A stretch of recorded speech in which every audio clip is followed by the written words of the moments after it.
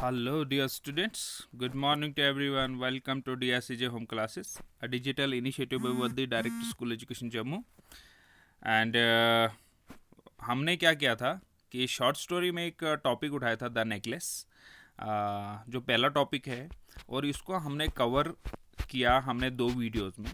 आज हम इसके जो टेक्स्ट बुक क्वेश्चंस हैं जो एग्ज़ाम पॉइंट ऑफ व्यू से आपके लिए इम्पोर्टेंट है उनको डिस्कस करेंगे कि वो कौन कौन से हैं। तो हमने देखा क्या कि एक लेडी है मैटिल्डा, एक middle class semi middle class में फैमिली में इसकी शादी होती है एक पुअर क्लर्क के साथ। तो फिर क्योंकि ये ओवर एम्बिशियस है तो इसकी शादी हो जाती है उसके साथ, और इसके सपने पूरे नहीं होते हैं, बहुत बड़े सपने इसके, और इस वजह से ये बड़ी प्रॉब्लम में पड़ती है और किस तरीके से उससे निकलती है वो सारा हमने पढ़ा था। तो आज हम इसका जो पहला क्वेश्चन है, the course of the Loisels life change due to the necklace. इसकी जो लाइफ थी नेकलेस की वजह से चेंज होगी। कमेंट इसके ऊपर आप अपना राय दीजिए। तो यस, बिल्कुल उसकी लाइफ पूरी चेंज हो गई थी। There was a tremendous change in the life style of the Loisels due to the dead necklace. Matilda lost the necklace which she had borrowed from ma'am Froster, अपनी friend से बोरो किया था, और फिर शादी एक पार्टी में चले गई थी। पार्टी में क्या हुआ कि वहाँ वो खो गया, और फिर उसे उसके लिए क्या क्या जतन करने पड़े वो हमने पूरा पढ़ा था। So she had to replace it. She bought a cheapest chaplet of diamonds but had a borrow 18,000 francs for that purpose. तो 18,000 में वो खरीदा नहीं था, 18,000 बोरो किए थे, तो 18,000 उनके अपने थे, तो टोटल 36,000 का था। With the result she and her husband become extremely poor. They had sent their maid away, they change their lodging and rented some rooms in an attic. Ma'am Loisel performed all cooking, washing, cleaning work to earn money. Mr. Loisel also worked evening and nights. They suffered so badly for 10 years. 10 साल तक उनको बड़ी यातनाएं झेलनी पड़ी। इससे ये भी पता चलता है कि सेमी मिडिल क्लास फैमिली की लाइफ कितनी डिफ़िकल्ट होती है। एक छोटी से इकोनॉमिक जो डिप्रेशन आता है फैमिली के ऊपर, चाहे बीमारी आ जाए, कोई बड़ा एक्सीडेंट आ जाए, खुदा ना करे, भगवान ना करे, तो किस तरीके से एक फैमिली जो है बर्बाद, रुइन हो जाती है। What was the cause of Matilda's ruin? उसकी बर्बादी की वजह क्या थी? How could she have avoided it? तो उसकी बर्बादी की वजह क्या थी? वो नेकलेस था, तो वो कैसे अवॉइड कर सकती थी उसको?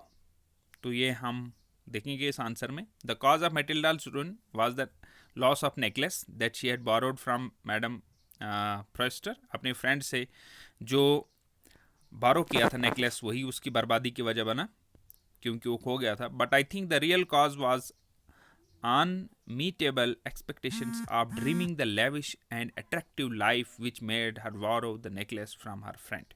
तो उसकी जो असली वजह जो उसकी बर्बादी की थी वो अनमीटेबल एक्सपेक्टेशंस। अभी अगर हम ज़मीन पे चल रहे हैं, रास्ते रास्ते रोड पे चल रहे हैं, और रोड पे चलते चलते हम रुक जाएं, बोले कि नहीं अब रोड पे नहीं चलना, मैंने हवाई सफ़र करना है, अभी देखिए बीच रोड में जाके वहाँ एरोप्लेन तो नहीं आएगा आपको उठाने के लिए, ठीक है, तो ड्रीम भी वहीं पे करना है जहाँ पे आप अच्छा लगे, जहाँ पे उसकी पॉसिबिलिटी हो।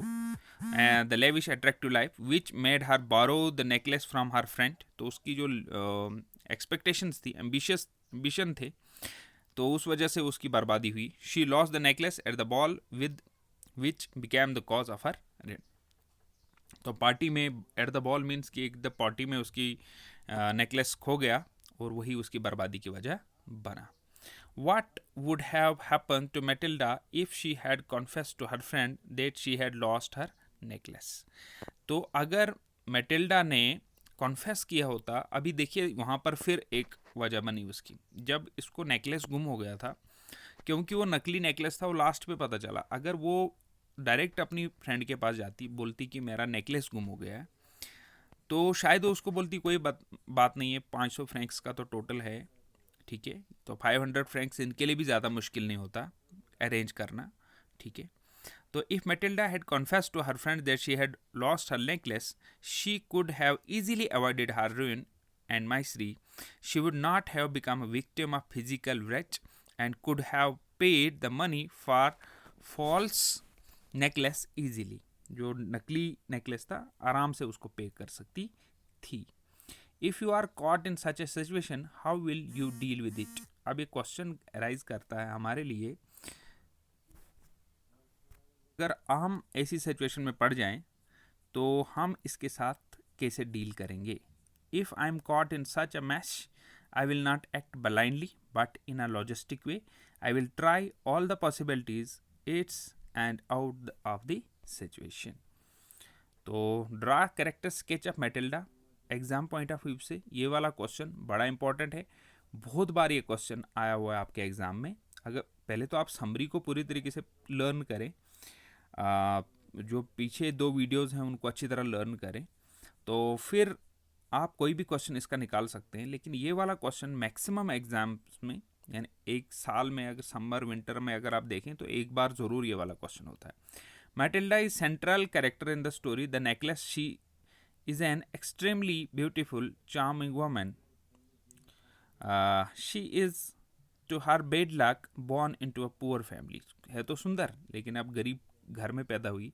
शी इज़ आवर एम्बिशियस, ये उसके लिए बड़ी प्रॉब्लमेटिक, ये बड़ी जो अनफॉर्चुनेट उसके लिए है कि वो आवर एम्बिशियस है।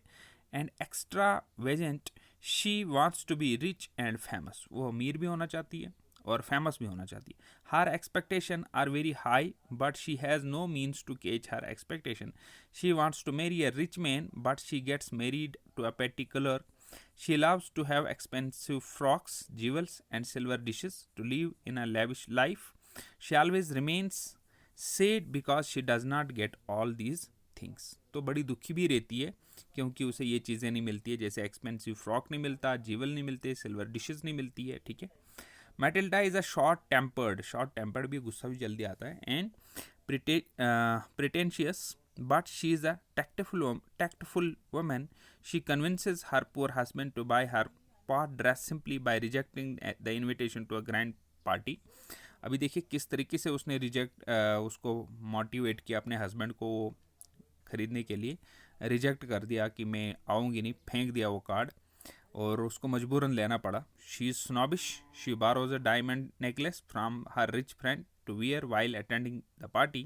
She becomes a star attraction at the party. Everybody admires her and she thinks it is a great success for her. ठीक है। That is her supreme hour of victory.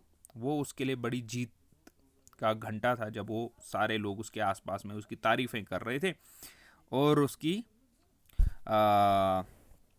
उसके साथ डांस कर रहे थे। However, the moment of extreme joy proves very brief for her because she losses her diamond necklace. लेकिन ये खुशी जो है कुछ ही वक्त के लिए उसके पास रही। Write a short paragraph on we should be content with what life gives us, you may write for और अगेंस्ट इट। तो ये मुझे सबसे इम्पॉर्टेंट क्वेश्चन और सबसे जो हमारी लाइफ के लिए भी इम्पॉर्टेंट है, इसको रखना चाहिए हमने। तो थोड़ा हम इसको डिस्कस करेंगे कि क्या हमें अपने जो अपने रिसोर्सेज हैं उन्हीं पे मबनी रहना चाहिए, उससे बाहर हमें नहीं जाना चाहिए। जो मेरे हदें हैं यानी अपने टांगें वहीं तक फैलानी चाहिए जहाँ तक चादर हो। ठीक है। ऐसा जो एक मुहावरा हमारा, contentment satisfaction of mind is very important. तो माइंड की सेटिस्फेक्शन जहाँ पर भी आप हो, अब दुनिया के अंदर सारे लोग अमीर तो नहीं हैं, लेकिन अगर सारे लोग ऐसा सोचना शुरू करें तो दुनिया में तो पूरा मैशअप हो जाएगा ना। तो mind is very important. If one wishes to live peacefully and happily the contentment that is the state of mind gives us joy and we keep our self away from selfishness and greed to have more and more. तो कोई ये बोले कि नहीं पैसे से ही खुशी मिलती है, तो बहुत बड़े अमीर लोग भी सुसाइड कर लेते हैं बड़े रेपुटेशन वाले लोग भी सुसाइड कर लेते हैं, जिनकी फिजिक सुंदर होती है वो लोग भी सुसाइड कर लेते हैं।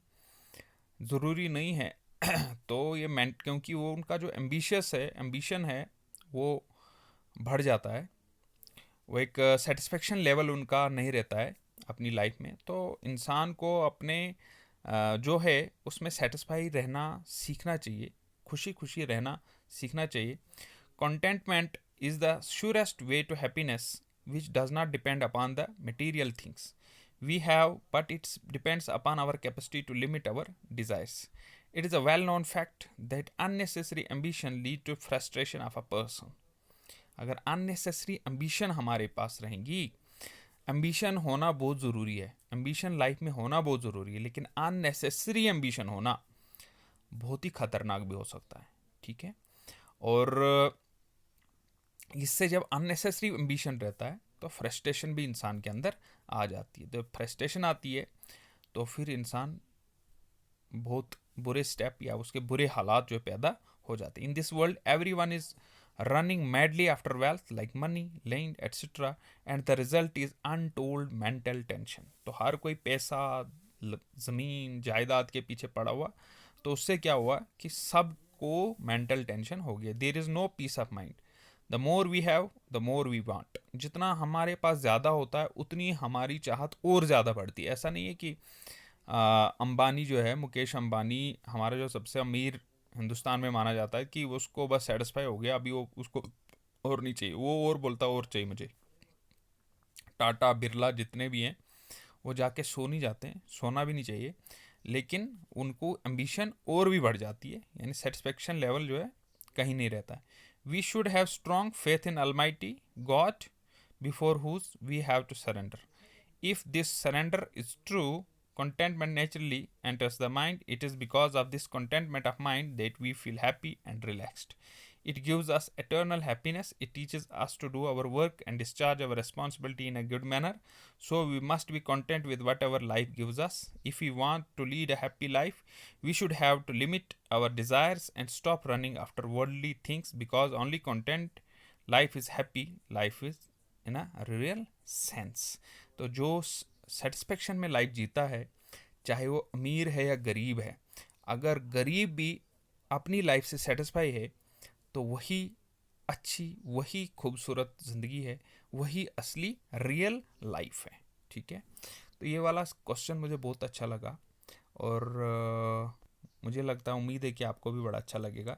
Would you rate Matilda as an ambitious women or an honest women? क्या आप उसको कहोगे एम्बिशियस थी या ऑनेस्ट थी, ठीक है। तो इसका करेक्टर जो है, diamond necklace written by Guy de Maupassant. Matilda was a young lady, extraordinary beauty उसके पास था, लेकिन एक गरीब थी, गरीब घर में पैदा हुई, और गरीब क्लर्क से इसकी शादी हो गई। लेकिन ये एम्बिशियस थी कि इसके ड्रीम्स बहुत ज़्यादा थे, लग्जीरियस लाइफ वो जीना चाहती थी। लग्जीरियस मतलब कि अमीरों की ज़िंदगी। वो हमेशा जो है एक अपनी रेपुटेशन, एक समाज में एक अपना रुतबा बनाना चाहती थी। तो there was an element of shyness in her nature. She did not want to go to ministers ball because she had a decent dress or ornaments to wear.